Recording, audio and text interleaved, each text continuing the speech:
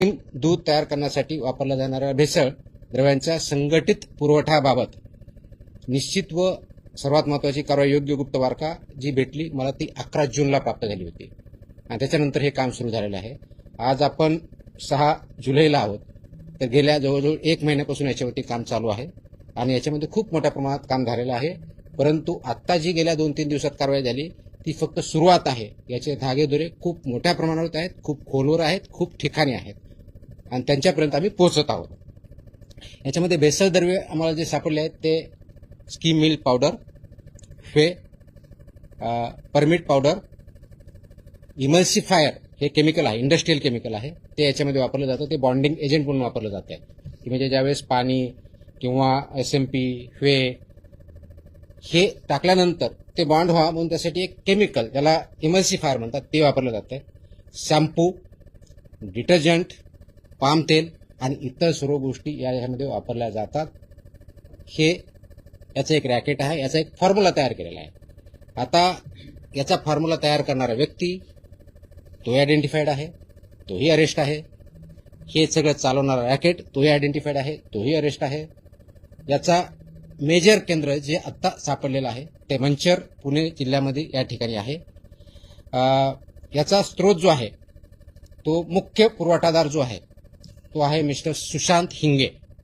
Mister Sushant Hinge हा मंचरचा आहे. त्याचा सल्लागार जो आहे संदीप लोढा हा मंचरचा आहे. हा जो सल्लागार आहे ह्याचे फॉर्म्युलेशन करतो, किती प्रमाणात किती काय टाकलं की कशा पद्धतीचं ते दूध तयार होतं आणि मग ते दूध एक तर मिक्स केलं जातं किंवा ते नुसतं दूधच तयार करून ते डायरेक्टली वेगवेगळ्या डेअरी मार्फत किंवा डायरेक्टली किंवा चिलिंग सेंटर या ठिकाणी सुद्धा विकलं जातं. आता यांची तोंडी त्यांनी आम्हाला माहिती दिलेली की या दोघांची पार्टनरशिप फर्म आहे. रेकॉर्डवर अजून आम्हाला तसं आम्ही इन्व्हेस्टिगेट करत आहोत, पण ते पार्टनर्स आहेत हे त्याच्यातून सिद्ध झालेलं आहे. यांची मोडस ऑपरेंडी काय, हा जो ॲडवायझर आहे आणि हा जो म्हणजे सुशांत हिंगे आणि संदीप लोढा हे जे दोघं जण आहेत हे जरी दाखवताना वेगळे दाखवतात. म्हणजे हा ॲडवाइज करतो, मी फॉर्म्युलेशन देतो, तो जे आपले कलेक्शन सेंटर्स आहेत, चिलिंग सेंटर्स आहेत, वेगवेगळ्या डेअरी आहेत किंवा शेतकरी आहेत यांच्यापर्यंत पोहोचतो की हा मी फॉर्म्युला देतो, तुमच्याकडे हे दुधाची क्वालिटी कशी वाढवायची किंवा दुधाची क्वांटिटी कशी वाढवायची, हे केल्यानंतर तुमचं किती रुपयाला दूध पडतं. तर ह्या फॉर्म्युलाने तयार केलेलं दूध हे म्हशीचं जे दूध आहे क्वालिटी त्या लेवलचं दूध हे सर्वसाधारणपणे 30 रुपये प्रति लिटर याप्रमाणे प्रोडक्शन हा करतो. हे सगळं केमिकल युक्त दूध. गाईचं असेल तर सर्वसाधारण 15 रुपये प्रति लिटर ह्या रेटनी तो प्रोडक्शन करतो आणि गाईचा रेट आता बघितलं 40च्या आसपास आहे. म्हशीच्या दुधाचा रेट ऑलमोस्ट 60+ आहे. म्हणून त्याच्यामध्ये ऍड करून ते वेगवेगळ्या डेअरी मार्फत, चिलिंग सेंटर मार्फत, कलेक्शन सेंटर मार्फत हे मार्केटमध्ये आणलं जातं आणि लोकांपर्यंत ते पोहोचवलं जातं. यांची कार्यपद्धती जी आहे शेतकऱ्यापर्यंत डायरेक्टली पोहोचणं, त्यांना विकणं ही एक आहे. म्हणजे फॉर्म्युला प्लस मटेरियल. दूध संकलन केंद्र जे आहेत त्यांच्यापर्यंत पोहोचणं आहे.